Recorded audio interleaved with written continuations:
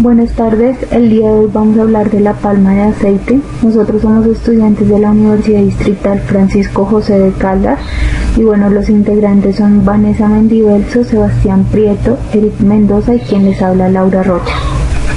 Bueno, la palma de aceite es, como su nombre lo indica, una palma que su fruto produce aceite. La palma es una palma de climas tropicales o climas cálidos que crece por debajo de crece en tierras por debajo de los 500 metros sobre el nivel del mar. Su nombre científico es el guinesis. Este nombre viene del vocablo griego elais, que significa aceite, y guinesis, de donde proviene. Ella es del Golfo de Guinea, más exactamente, conocida también como la palma africana, palma aceitera o por su nombre científico Elais guinesis. La palma, como ya lo decía anteriormente, su origen se ubica en la región occidental y central del continente africano, concretamente en el Golfo de Guinea, donde pues ya se obtenía desde hace casi 5 milenios, y a pesar de ello solo fue hasta el siglo XVI, a través de tráfico de esclavos en navíos portugueses, que la palma se extendió a otras partes del planeta. Entonces fue para el siglo XVI cuando llegó a Brasil, al continente americano, más exactamente a Brasil, y en navíos también llegó a Asia Oriental, a Indonesia, a Malasia, entre otros. Entonces lo que les decía, la palma llegó más o menos para el siglo XV a Brasil, a San Salvador de Brasil, y fue solo hasta 1932 que el botánico Florentino Claes introdujo la palma africana de aceite a Colombia, y fueron pues sembradas con fines ornamentales, netamente ornamentales. Pero luego la United Fruit Company estableció el primer cultivo comercial en el Magdalena, y ya para el año 1945 de nuevo pues es la United Fruit Company quien establece el primer cultivo comercial en Colombia, en la zona bananera del departamento de Magdalena. Luego pues sobre los años 50 el Estado comenzó a apoyar la agricultura comercial, donde encabezó pues la producción de algodón y algunas oleaginosas como el maní, y fue allí donde la palma aceitera hizo una pequeña aparición. Este auge se produjo gracias a la intervención y la intención de sustituir las importaciones por los productos nacionales. Entonces ya fue casi hacia 1962 donde el INCORA lleva a cabo el Plan de Desarrollo Económico y Social, que llevaría a cabo pues desde ese entonces hasta el final de la década, donde se establece que la palma aceitera fuese el primer cultivo a impulsar en Colombia por su rendimiento y producción de aceite. Hablemos un poco de la palma de aceite en el planeta. Puedo decir que Colombia es el primer productor de palma de aceite en América y el cuarto productor a nivel mundial. En Colombia la palma está presente en 124 municipios, y en 22 departamentos, y la agroindustria está organizada en alrededor de 69 núcleos palmeros, en donde se procesa la fruta de más de 6.000 productores, de los cuales el 85% son considerados pequeños productores por contar con menos de 50 hectáreas. También puedo decir que Colombia tiene una frontera agrícola de 44 millones de hectáreas. Estos son estudios realizados más o menos para el año 2017, de las cuales 7 millones de estas están siendo utilizadas en cultivos y cerca de 480.000 hectáreas están destinadas al cultivo de palma de aceite. Ninguna de estas hectáreas está cerca del Amazonas ni en el Amazonas. De esto, pues como les decía anteriormente, en la imagen podemos ver que fue más o menos para el 2011 donde la palma de aceite empieza a crecer. Está ubicada en el norte de Colombia, en la región en Antioquia, Magdalena, el norte del Cesar, Atlántico, La Guajira, Chocó, Córdoba y Sucre. En la zona central está hacia la parte de Santander, norte de Santander, sur del Cesar y Bolívar. En la parte oriental está en el Meta, Cundinamarca, Casanare y Caquetá, y en la parte suroccidental está en el Cauca y Nariño. Bueno, ahora a continuación vamos a dar paso a un video de cómo se realiza la siembra de palma de aceite para tener en cuenta. Más adelante vamos a hablar de los usos de la palma de aceite, de los productos que genera y de la extracción del producto como tal.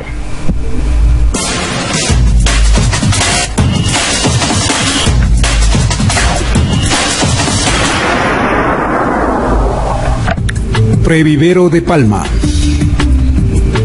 Normalmente, las plántulas atraviesan dos etapas durante su permanencia en el vivero. La primera es la etapa de previvero, donde la semilla germinada es sembrada en fundas plásticas pequeñas. Luego viene la etapa de vivero, donde las plantas se desarrollan hasta ser llevadas al campo definitivo. En el previvero se proporciona la mayor protección posible para obtener plántulas de muy buena calidad. Preparación del sustrato. El sustrato debe ser fértil, con altos contenidos de materia orgánica y nutrientes. Para ello, mezclar 3 partes de tierra con una parte de arena y una parte de materia orgánica. La tierra debe estar libre de malezas, raíces o residuos de plantas sin descomponer. Evite el uso de suelos arcillosos ya que se compactan fácilmente, impidiendo una normal aireación y absorción del agua. Lienado de fundas. Se utilizan fundas plásticas de color negro de 6 por 8 pulgadas, con 6 perforaciones a cada lado. Las fundas se las debe llenar casi hasta el borde, dejando un espacio de aproximadamente 3 centímetros. Para colocar una cobertura a base de fibras o escobajo desmenuzado. Esta práctica reduce el costo de mantenimiento, evita el desarrollo de malas hierbas y mantiene la humedad. Un obrero con experiencia puede llenar de 800 a 1200 fundas en el día cuando el sustrato está apilado. Alineado de fundas. En un cobertizo, formar platabandas de 10 fundas de ancho por 100 fundas de largo, sobre una base de material permeable como cuesco o grava para permitir un buen drenaje. Estas fundas deben estar listas por lo menos 2 semanas antes de la siembra. Siembra. En la semilla germinada hay que diferenciar la plúmula, que es la parte aérea de la planta, y la radícula, que es la raíz. Para realizar la siembra, humedecer el sustrato de las fundas, abrir un hoyo de aproximadamente 4 centímetros de profundidad en el centro de la funda. Luego, colocar la semilla con la plúmula hacia arriba y cubrirla con una capa de tierra, evitando que se queden espacios vacíos. Cuando las plántulas tengan 3 meses de edad, se deben trasplantar al vivero, a fundas de mayor tamaño. Vivero de palma. Las plantas provenientes del previvero pueden ser trasplantadas a fundas de 12 por 15 pulgadas, donde permanecerán hasta los 6 meses para su trasplante al campo definitivo. Preparación del terreno. Nivelar y adecuar un terreno cerca del previvero, señalar los caminos y trazar los drenajes para los excedentes de agua. Preparación del sustrato. El sustrato debe ser fértil, con altos contenidos de materia orgánica y nutrientes. Para ello, mezclar 3 partes de tierra con una parte de arena y una parte de materia orgánica. La tierra debe estar libre de malezas, raíces o residuos de plantas sin descomponer. Lienado de fundas. Las fundas se las debe llenar casi hasta el borde, dejando un espacio de aproximadamente 3 centímetros para colocar una cobertura a base de fibras o escobajo desmenuzado. Esta práctica reduce el costo de mantenimiento, evita el desarrollo de malas hierbas y mantiene la humedad. La utilización de fundas negras permite una mayor absorción del calor, favoreciendo el desarrollo de la planta y evitando la incidencia directa de los rayos solares sobre la raíz. Un obrero con experiencia puede llenar 400 fundas en el día cuando el sustrato está apilado. Alineado de fundas. Si el trasplante se realiza para vivero de 10 o 12 meses, ubicar las fundas a una distancia de 80 por 80 centímetros formando un cuadrado, sistema que facilita su revisión. El método de 3 bolillos también es muy común, el cual consiste en ubicar las plantas a 80 por 80 centímetros formando un triángulo de 60 grados.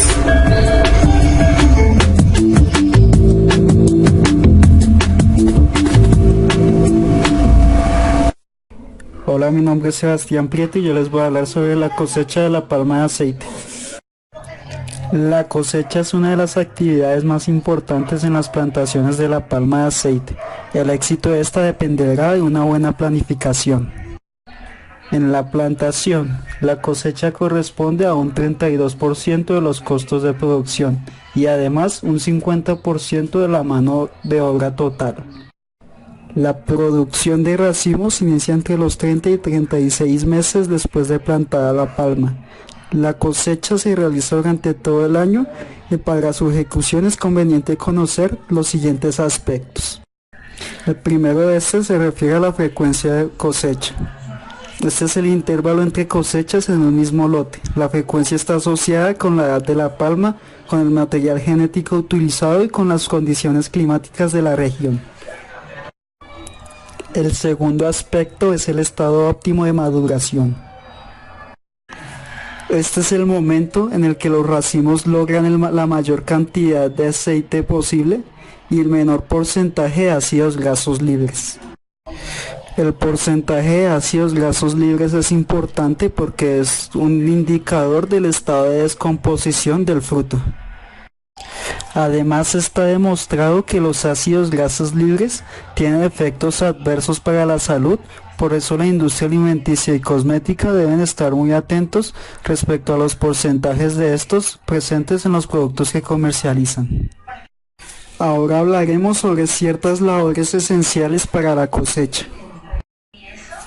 La poda tiene como fin principal facilitar la visualización y el acceso de las herramientas a la corona de las palmas. También facilita la polinización artificial y natural para impulsar la conformación de nuevos racimos. A la base de las palmas se debe mantener un perímetro libre de malezas que no impidan la recolección de los frutos desprendidos con la caída del racimo. La eliminación de las malezas se suele realizar de manera mecánica a partir de machete o podadora. La palma africana es un cultivo que por naturaleza se desarrolla en los márgenes de los ríos, necesitando para su desarrollo grandes cantidades de agua. El riego funciona en este caso para que la pluviosidad sea uniforme y marcada durante la mayor parte del año. Uno de los costos más altos en el cultivo es la fertilización. Es preciso escoger los mejores suelos para el cultivo y así reducir las inversiones en estos. Para reducir los costos, además, es necesario hacer investigación en las plantaciones y así obtener las dosis óptimas para usarlos eficientemente. En este momento hablaremos sobre el grado de maduración del fruto. La maduración del racimo se alcanza en un periodo comprendido entre 5 y 6 meses después de la antesis. La antesis podría definirse como el momento de floración del racimo. Los racimos maduros se identifican por el número de frutos desprendidos, cambio de coloración y por la textura de lo que podría decirse es la parte carnosa del fruto. Un racimo verde o sin madurar no ha soltado ni un solo fruto. Un racimo maduro ha soltado de 1 al 50% de sus frutos y un racimo sobremaduro ha soltado más del 50%.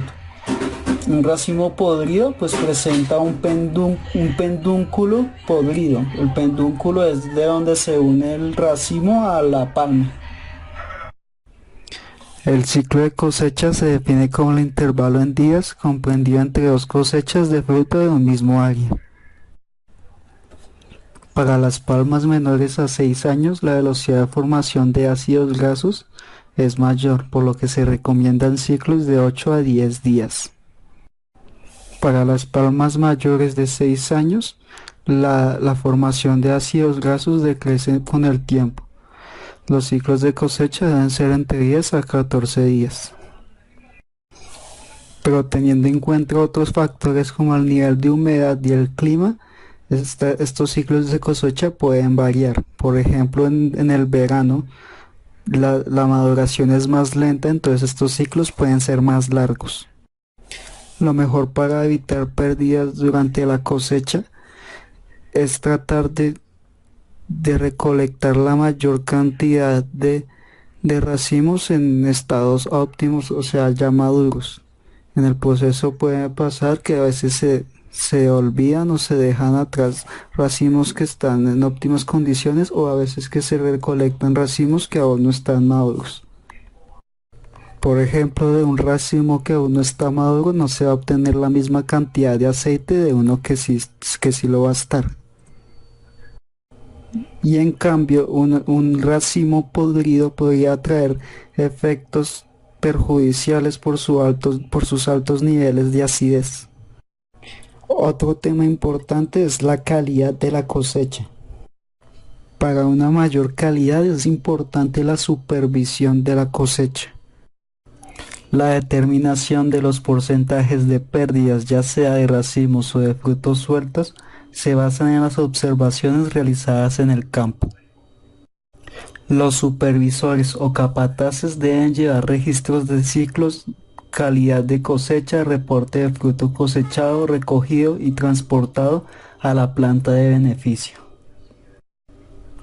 Para culminar en forma satisfactoria todas las prácticas agronómicas, entregar el fruto cosechado a la planta extractora y evitar pérdidas en el proceso de extracción, debe haber una adecuada comunicación entre las fincas proveedoras y la planta. La planta extractora debe conocer los estimativos de cosecha anuales, semestrales, mensuales, semanales y diarios para disponer los turnos de proceso. Entonces, los parámetros generales para evaluar la calidad de la cosecha son principalmente realizar la evaluación en el campo para inspeccionar que no haya corte de racimos verdes, hacer que todos los racimos cortados sean llevados a los centros de acopio y además no dejar racimos maduros en la palma porque para el próximo corte pueden estar ya podridos. Aunque en los últimos años se han desarrollado nuevos sistemas para la recolección del fruto, en el cultivo de la palma de aceite es casi imposible cambiar el sistema manual de corte del fruto. Aunque es posible, sin embargo, mejorar el sistema de recolección, el transporte y reducir al mínimo el efecto de golpes al racimo. El transporte de los racimos desde el lugar de corte hasta el borde de los lotes suele hacerse utilizando exclusivamente la fuerza humana, cargándolos al hombro o en carretillas de una llanta. También en ocasiones se recurre a la fuerza animal mediante el empleo de mulas, caballos, bueyes. También pueden ser transportados a partir de cable vía, que es un cable de acero de mínimo rozamiento soportado por torres de aluminio. En cajas, estos transportados en cajas o mallas, para así ser llevados finalmente al punto de extracción del aceite. Bien, para el proceso de producción de aceites debemos tener en cuenta que este proceso no utiliza solventes químicos, es un proceso netamente físico en el que se obtienen productos principales como lo son el aceite crudo de palma, el aceite crudo de palmiste, la harina de palmiste y otros subproductos que sirven como alimento para el ganado. Se utilizan también otros residuos para fertilizar cultivos o como combustibles de la propia caldera. Bien, la primera parte en el proceso es el almacenamiento. Los racimos llegan a las instalaciones de la planta, ahí son pesados y pues de acuerdo a criterios de evaluación de calidad son clasificados. Luego se descargan en una plataforma de recibo y mediante un sistema de tolvas alimentan las vagonetas, como podemos ver en la diapositiva.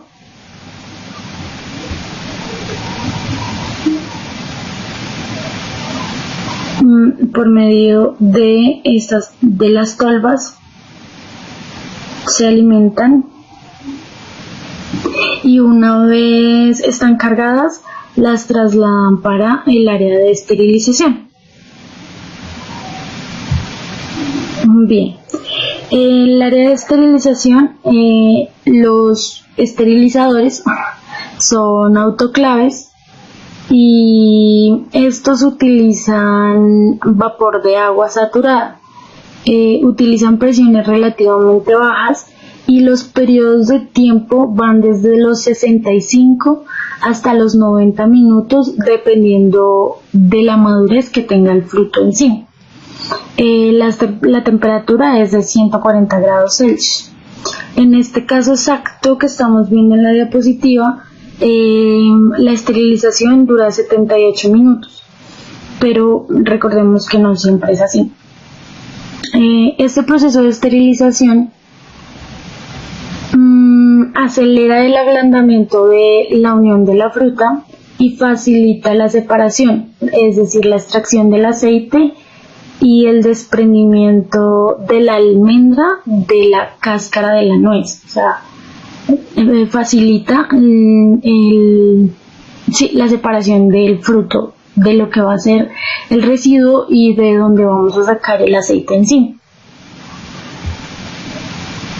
La siguiente etapa es la mesa de volteo, que es donde se depositan los racimos de los frutos en una banda elevadora. Aquí tenemos en cuenta que los frutos tienen que ser organizados uniformemente antes de llegar a la etapa de la extracción del fruto para que pues esta etapa sea más fácil.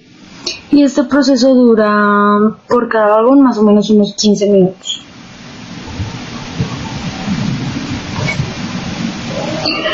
Luego pasamos al desfrutador. Este proceso se realiza en un tambor que lo que hace es separar el fruto de los residuos o raquis, como se llaman.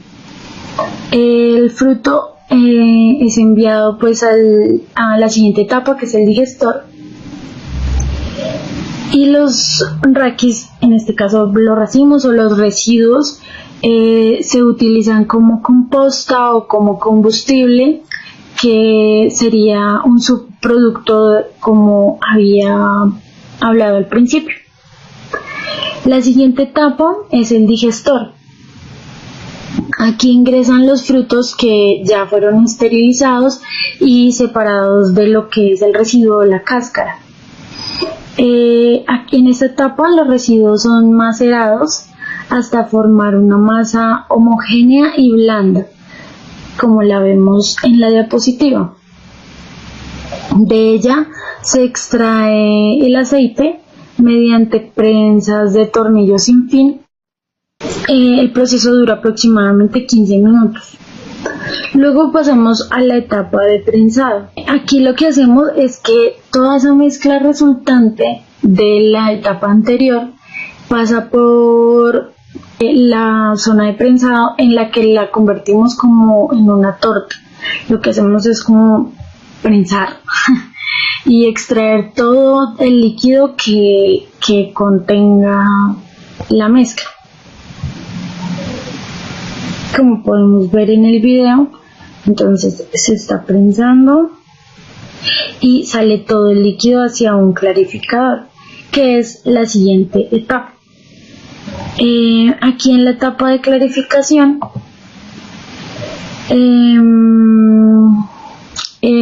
se realiza